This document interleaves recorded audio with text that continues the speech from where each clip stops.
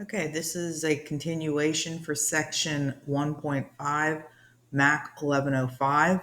We were in the process of solving this problem for part D, and there were two different factoring methods described, guess and check, resulting in these two factors. The split the middle term procedure was also demonstrated for factoring, resulting, of course, in the same two factors. And then we were in the process of finding the solutions that go with those factors. So both methods resulted in a 3x minus 2 as a factor, and both had a 2x plus 3. So we were setting this 3x minus 2 equal to 0 in order to get the solution that corresponds to that factor. We had brought the negative 2 over to the right, resulting in positive 2, and then dividing both sides by 3 to give us a solution of, I'll put the solutions over here, x equal to 2/3. That was one of the solutions because those 3's canceled. Then likewise, we take the other factor to get the other solution, setting it equal to 0, which means we're using the zero product principle, bringing the positive 3 to the other side, which is the same thing as subtracting 3 from each side, so that you get a negative 3 once you move it, and having a 2x on the left, dividing by 2 on both sides, and so that the other answer is negative 3/2. And of course, all of these can be put inside of a solution set if that's what's required in reporting your answer.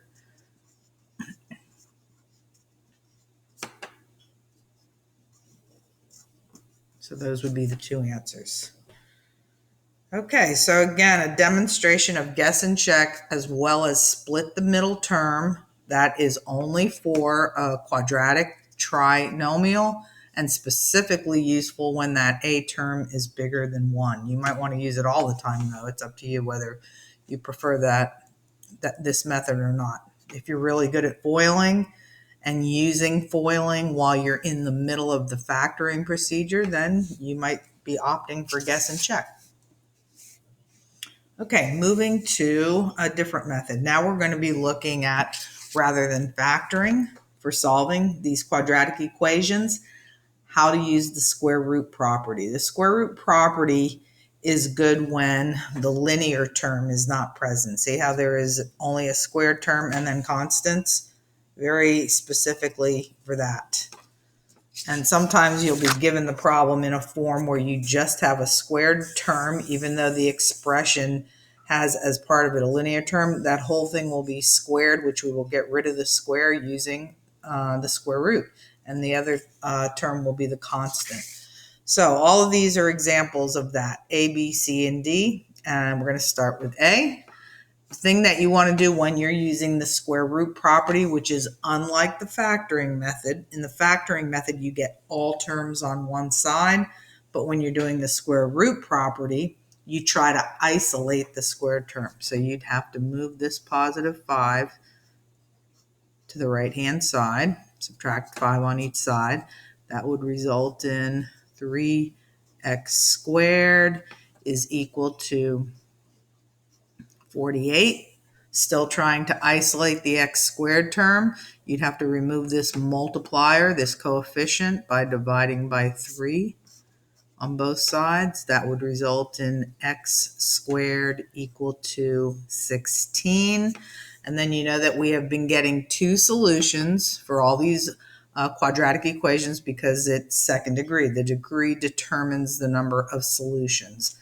So then the last thing we need to do is get rid of the square. So we moved the 5 by subtracting 5. We removed the 3 by dividing by 3. And you remove the square by taking the square root. But when you are dealing with any kind of an even root, square roots are considered even roots because the index is a 2.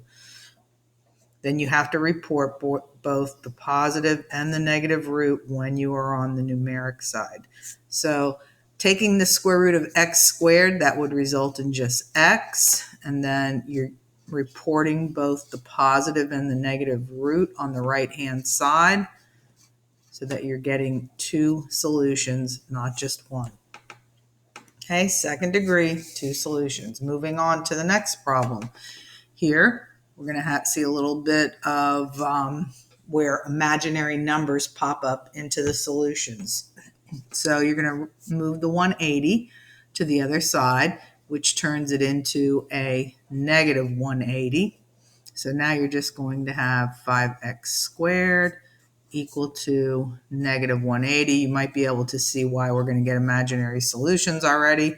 Still trying to isolate the squared term because you don't ever take the square root until you're on the very last step. And this squared term can't have anything added or subtracted or multiplied by the square term. It needs to be completely by itself. So now we're going to divide by 5 on both sides. You can use your calculator to assist you if you'd like. It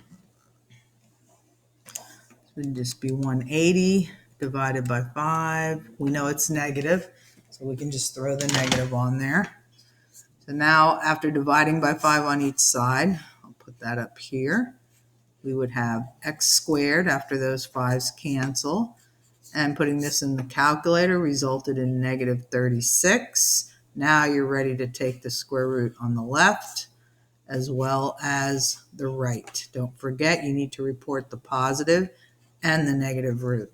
So now we have x is equal to both the positive and the negative root of negative 36. We've been talking a lot in section 1.4 about when you get an imaginary number, they result when you are taking the even root of a negative number.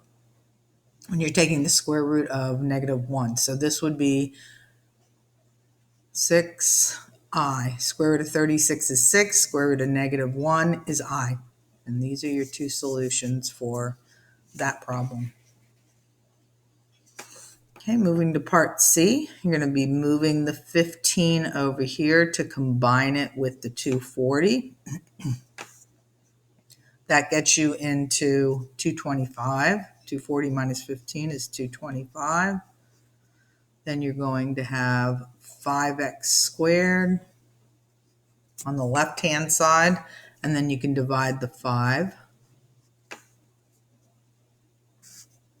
right off of the x squared term so that you end up with just x squared is equal to, you can put that in your calculator if you'd like, 225 divided by 5 gives you 45.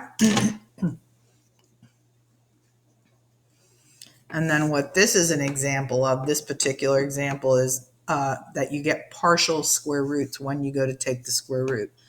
So here we had just a nice, easy, perfect square. So we just got an integer.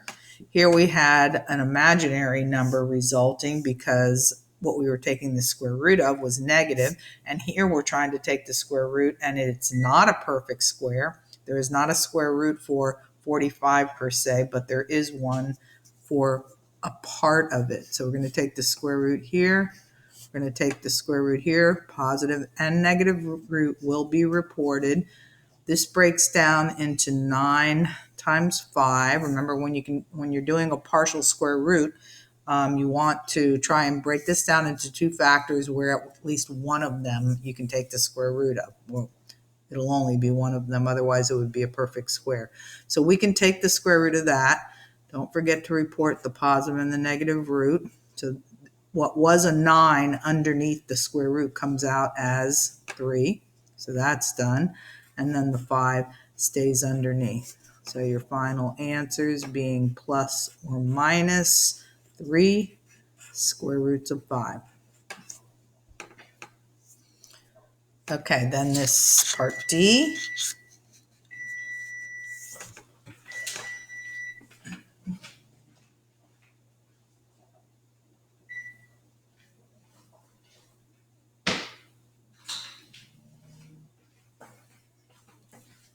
Okay, sorry about that. Coming back to part D, we're going to remove the 3 that's in front of the squared expression. And again, you can put that in your calculator. So 54 divided by 3 gives you 18. So it's x plus 5 squared is equal to 18. Again, this problem gives us some practice in finding partial square roots, which students tend to need quite a bit more work on. So we're going to take the square root of this side. We've isolated this squared term, and we're going to take that square off at this point, resulting in just x plus 5. Likewise, we take the square root on the numeric side, where there's just a constant, reporting both the positive and the negative root as we do so. Okay, so since there's no square root for 18 in and of itself, but when we break it down into factors, we could break this down into 9 times 2. We can take the square root of the 9, which would be 3. Let's not forget our plus or minus. So that's already come out of the square root while the 2 remains inside. Let me just write that a little bit more clearly up here so we can continue working on it. So we have x plus 5 on the left. We have plus or minus 3 square roots of 2 on the right. And we just have to do one more step because we haven't isolated the x yet. So we're going to bring this 5 over to the right-hand side, at which point that positive 5, because we're actually subtracting 5 from each side, becomes a negative 5, joined by plus or minus 3 square roots of 2, which is just how your answers look when you're finding solutions by using quadratic formula, which is on the next page. Okay, so we have those answers for part D. So 4 different examples for using the square root property. The next method that we're going to look at is called solving a quadratic by completing the square. So solving a quadratic by completing the square is used quite a bit when you're studying conic sections, like cylinders and cones and various things of that nature. And you're trying to find maybe the vertex of a parabola or the vertex of some kind of shape that you're studying. And so it's used quite a bit when you're learning those things, any kind of a center or a vertex. And it's also used for solving equations. So we're going to be using it to solve equations. Now, there are some problems in my math lab where all they're going to do is ask you, how do you complete the square? They're not going to ask you to go all the way to using it for solving an equation. So I'll point out when I'm doing those actual steps of completing the square. Completing the square means that you are creating a perfect square trinomial, which are very easy to factor once you get it into that particular mode. So I will demonstrate that, but we're going to take it all the way to where we complete the square and we use that completed square, the perfect square trinomial, in order to solve. Okay, so step one. Step one, the first thing you're going to do, now this is a procedure in and of itself, just belonging to complete the square method. You're going to get the squared term and the linear term by itself, and that's the only way that you can complete the square, is if you have at least a second degree and first degree term, both belonging to the same family. So what we're going to do is first bring the constant to the opposite side so that our problem will look like this: x squared minus 6x. Let's leave a little room to complete the square on this x family, and the 4 has moved over to the right-hand side. So you want to isolate anything having to do with the same variable family. Okay, the actual steps of completing the square is what I'm going to do right now. You go to the linear term, the first degree term. You cut that coefficient of the linear term in half. So one part of it is cutting it in half. And whatever you get from that, you then square it. It's just these two steps right here. So in my math lab, when they just say complete the square, it has nothing to do with the constant. So just move that to the side. If it's not an equation and it's just an expression, just move it to the side. But they're just going to give you two terms anyway. They're just going to give you this, and then you're going to complete the square. So you would square